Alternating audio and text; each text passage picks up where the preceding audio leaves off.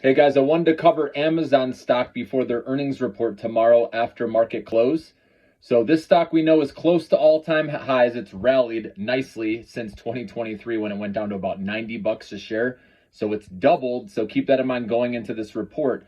Now, last year at this quarter, the company had negative $10 billion in free cash flow because they were still spending heavily investing.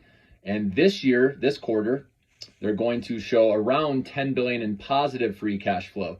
So that's a good sign. That's going to look good, obviously, when investors see that jump, okay, from last year going from negative free cash flow to positive free cash flow. The question is, how much are they going to spend extra on AI? Because we saw Microsoft, Meta, right, they're spending heavily on AI. They have to, or also get left behind, or they want to stay up with the competition, obviously. And so I believe that could scare some investors off, and maybe you catch a dip. And if you're not in the stock already, I would try to wait for that dip to see if you can get in, okay? Maybe it'll go in the low 170s, possibly 160s. I doubt it, but anything in like the lower 170s would be a pretty solid entry point if you get that, because this company keeps crushing it. Their advertising revenue is picking up steam. It still doesn't get talked about enough. Obviously, they rolled out advertising to all Prime subscribers now, okay? Or people that have Amazon Prime, which is pretty much everyone these days, okay?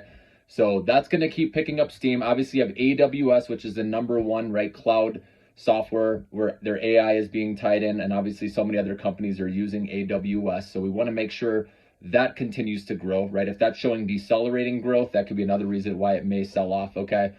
And also first-party sales, third-party sales, those are doing well. Third-party, they actually raised fees now. Third parties have to pay a little bit more now, for their advertising. They have it all included. And so that's going to help Amazon's numbers as well. So while there could be a dip, if they're spending more heavily, this is still a good long-term hold. But if you're not in the stock already, I'd wait to see if you can catch a dip, okay? And we know it's all about their guidance, right, for next quarter. So you want to see, their AWS. Like I said, that's a big one, okay? You want to see accelerating growth with that.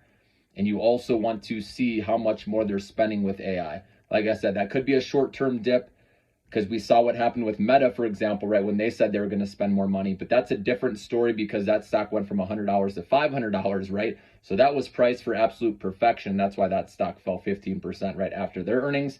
Amazon, I don't think would fall that much, but you never know. It could fall 5%, right, with how much it's run up. And if, like I said, they're spending way more, their CapEx is a lot higher than people expected. And if their AWS misses growth targets, right, if anything misses, we know these stocks are going to dip, right, because they've had a nice rally. So just keep that in mind. Again, this earnings is tomorrow after market close. Have a good day.